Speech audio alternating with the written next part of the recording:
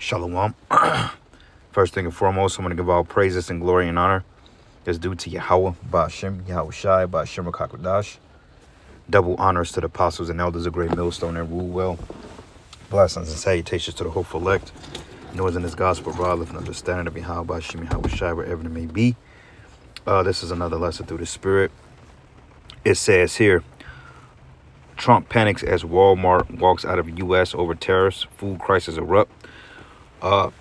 Manufacturer famine, as you got certain truckers that take to TikToks and different social media platforms to display their discontent for the rising prices due to these tariffs, man. And people are getting ready to feel the squeeze, you know, because I always like to mention, ever since the pandemic came and left, there's been nothing but confusion and all types of turmoil in different places, man. And people are to the point of losing it.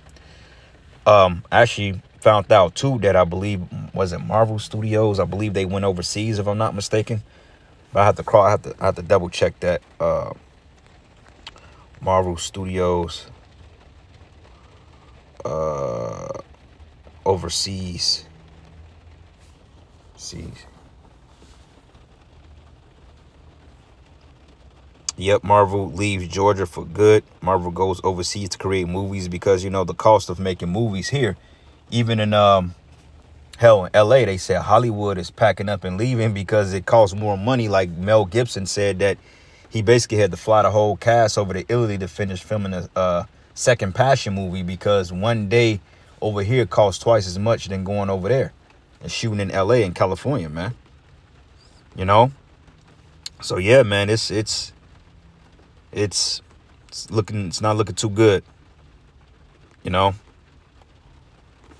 But anyway, let me play this video real quick, and I'll get a couple of precepts, and that'll be that. Trump told Walmart to, quote, eat the cost of rising tariffs so they can keep prices low for consumers. A retail giant is closing stores. Walmart plans to shut down 269 stores. World's biggest retailer by volume and profit, that would be Walmart, warned today that it may have to start raising prices later this month due to President Trump's tariff policy.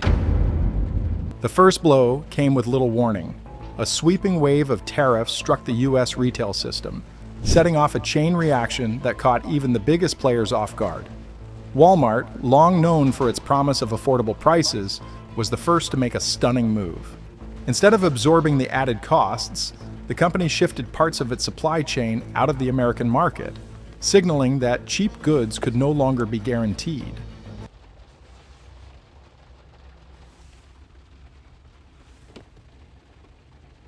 What the fuck, man? Hold on.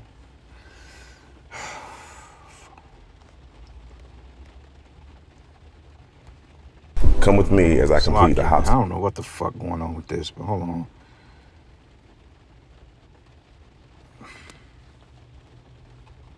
Let me do this. There we go. Let's try it again. But the warning itself fueled a growing sense of unease. Soon after, another crack appeared in the foundation of American retail. Target, a brand built on stability and trust, now found itself caught in the same storm. If the largest retailers were being pushed to the brink, what would this mean for the rest of the country? Let's find out. It began with an ordinary trip to the store that no longer felt ordinary. Shoppers who had grown used to stable prices were stunned to see sharp increases overnight. A pack of beef that once cost $9 now demanded nearly $14. Lettuce had climbed by 30%. Breakfast cereal, a daily staple, cost $2 more. The sense of security tied to grocery shelves across America had vanished. What happened inside the United States quickly spilled far beyond its borders. A chain reaction had been triggered by tariffs, and the shock was felt in Asia, Africa, and Europe. Shipments of rice, cooking oil, and canned goods were halted. Shelves in Southeast Asia that once carried American imports were stripped bare.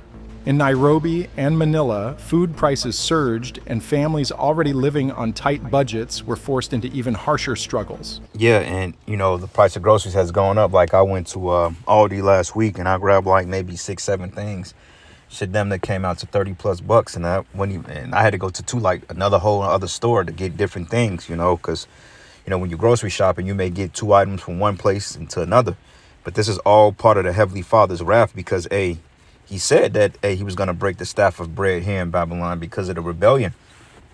And ultimately, this is judgment upon this wicked kingdom. So this is good news for us, but bad news for you people, because as we were mentioning, when all hell break loose, a lot of it is going to be due to food insecurities, of course, because the scriptures goes into it. For the lack of bread and great tribulation, the city should be troubled. And that's one thing, like he mentioned. I was watching, what's this guy's name? What's this clown's name? His name is Kyle Kalinske. And he was basically going into how the economy is just pretty much on the last leg. We're in a bubble. And he mentioned that slacking my mind, it slips me. But he was mentioning that even though prices in America and inflation when it comes to housing and rents and all this other stuff have always been expensive, because rent never came down here, maybe a couple of dollars here and there, but you never seen rents dramatically decrease, but instead they go up every year. But he was mentioning that with consumer goods, as far as retail, grocery shopping and in particular things you may need for essentials have always been relatively affordable. Like for 5-6 rolls of toilet paper now and tissue, that shit run like $8-9, man. You see what I'm saying? Olive oil, $12, basic essentials that the average person needs. And he's the fraudness of getting these things, man. So eventually people are just going to go batshit crazy and they're going to lose it. All right. The spark that set off this storm came from the White House. When President Trump lashed out at Walmart, accusing it of betraying American workers, the fallout extended far beyond American households. Walmart had been forced to let go of its famous slogan of everyday low prices. The math no longer worked. Tariffs had erased the possibility of maintaining them, and the company's balance sheet bore the scars. By the second quarter of 2025, losses reached an estimated $25 billion. Those higher costs landed directly on the shoulders of families trying to afford food and basic goods.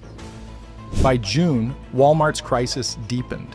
10 major distribution centers were temporarily closed, and over 50,000 employees found themselves on uncertain ground. Yeah, so that's a sign of a collapsing economy. When Walmart is packing up and leaving, that's crazy. But what you think they're going to do with a lot of those buildings, those structures? Because, you're going to always have Walmart around. But the ones that pack up and leave, what you think they're going to do with those buildings? They're going to turn them into concentration camps, man. Holding facilities for when people decide to act up. Okay? So, I got a precept real quick. This is the book of 2 Esdras 6. And I'm going to start at verses 22. It says, "And suddenly should the sown places appear unsown, and the full storehouses should be suddenly found empty." Suddenly means on the fly, quick, abrupt.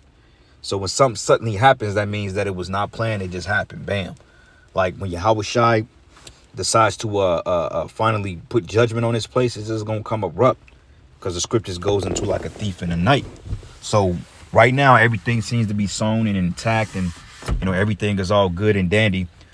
But within minutes, things can go left. Okay, like right now, everything is quiet. I can go to the store. I can go get milk, bread, butter, whatever I may need. But another hour from now, that may not be the case, depending on how things shift, because things are moving quick. You see? And it says, "And a trumpet should give a sound, which when every man heareth, they should suddenly be afraid." And people are in a dreadful spirit now, because they don't have any security for the future.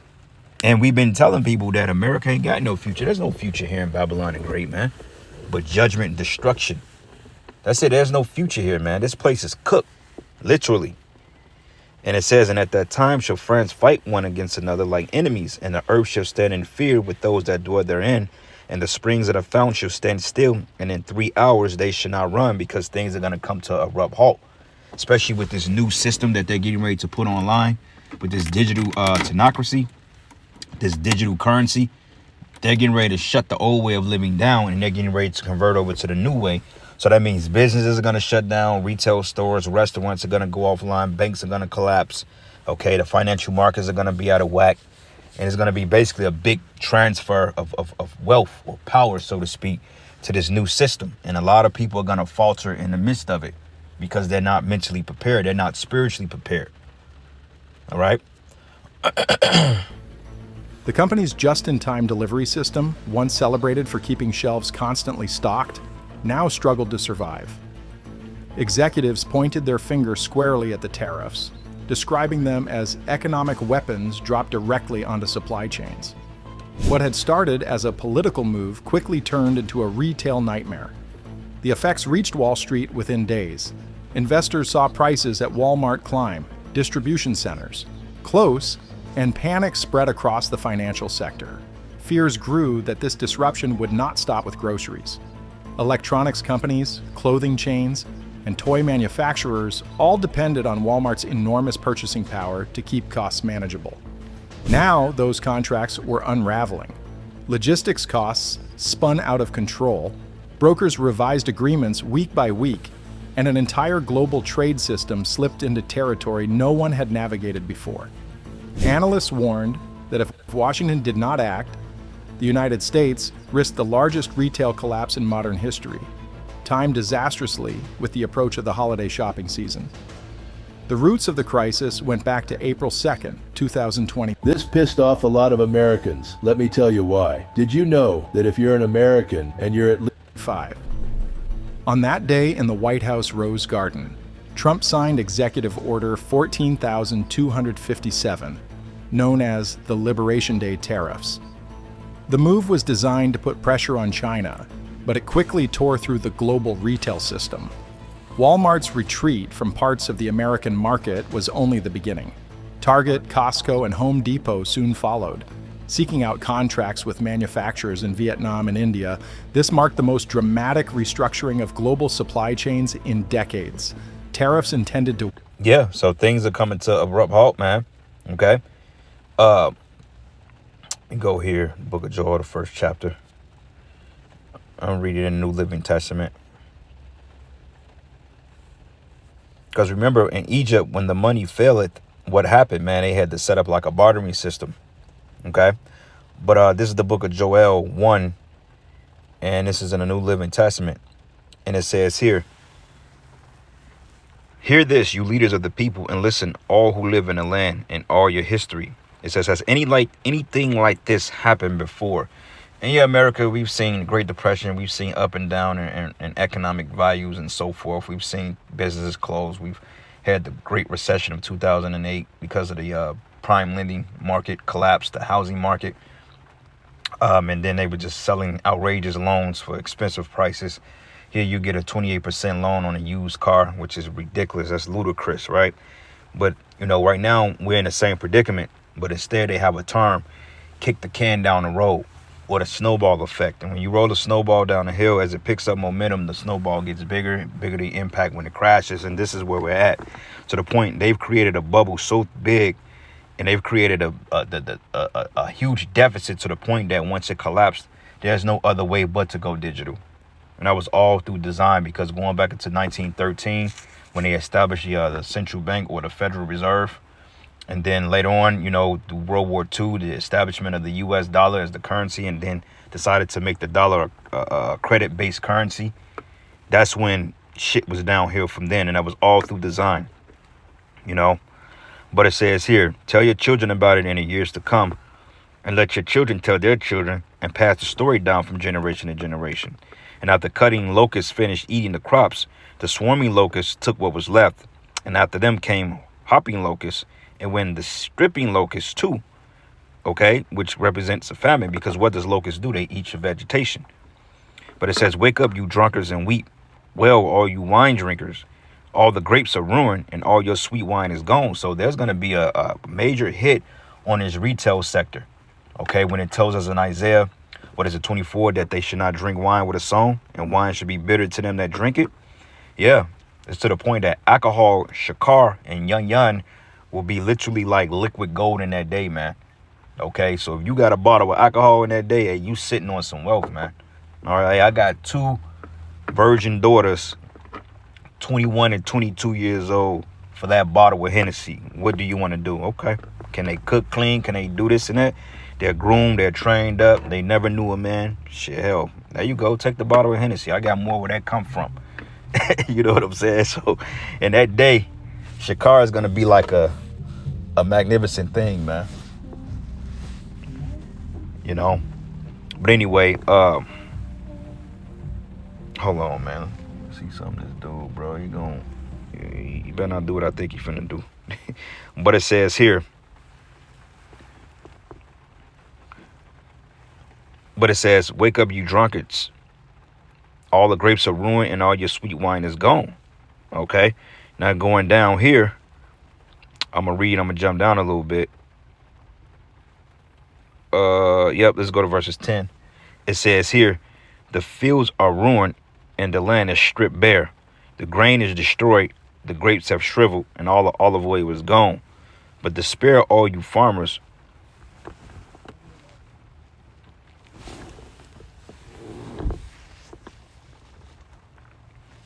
It says here, the fields are ruined, the land is stripped bare, the grain is destroyed, all the grapes have shriveled, and the olive oil was gone. But despair, all you farmers, well, and all you vine growers, weep, because the wheat and barley and all the crops of the field are ruined. And hey, when you go into like Bill Gates patting the potato and all this other shit, man, hey, these farmers, they're through, man. Okay, when they had to sell out their seeds for GMO seeds, etc., a lot of farmers, they were committing suicide because the government was buying up and taking over all the farmland, man. Like majority of the farmland here is owned by some freaking technocrats now, man. Okay, you got Bill Gates, you have these other technocrats that pretty much run the farms and so forth, patting the potato. Lettuce now is juiced up to the point they ain't got a label what got the M to the N to the RA shit in it. It's a joke, man. You know? And it says here, and the grapevines have dried up, and the fig trees have withered, the pomegranate trees, palm trees, and apple trees, and all the fruit trees have dried up. And we don't have fruit trees here because you have too many you have too many male trees here. Give me 1 second. You good? You sure? Yeah, your food is in the microwave. Okay, you need anything? Okay.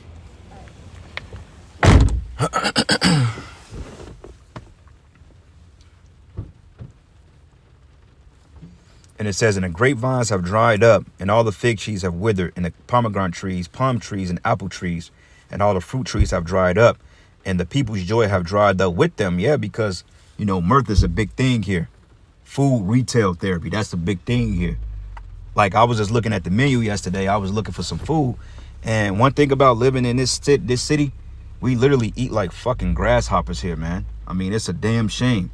Because I'm like, wait a minute, why am I paying $10 for a chicken breast or $12 for a chicken breast and a side that don't come with it? But like when I was in Chicago, everything came with a side for the most part. And even if you are paying the money for the big portion, you get enough portions. Unlike here, they don't really give you shit, man. Okay, they don't really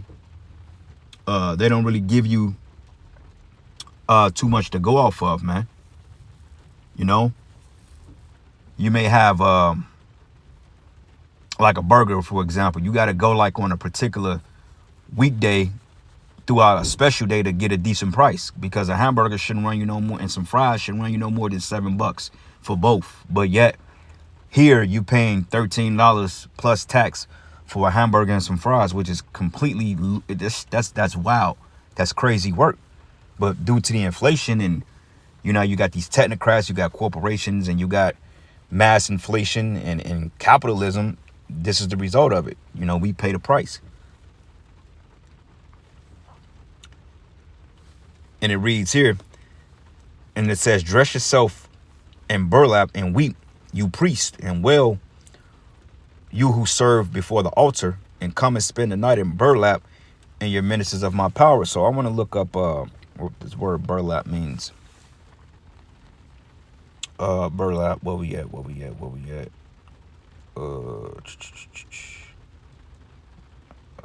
I know I'm tripping. Oh, well, matter of fact, I could just look it up in the actual dictionary. Look up burlap. Burlap. Meaning probably like sackcloth or something. Yep. Coarse canvas, woven, jute, hemp, or similar fiber, especially for sacking. It's like burlap is a coarse, loosely woven, durable fabric made from natural fibers like jute or hemp, primarily used for making sacks and bags.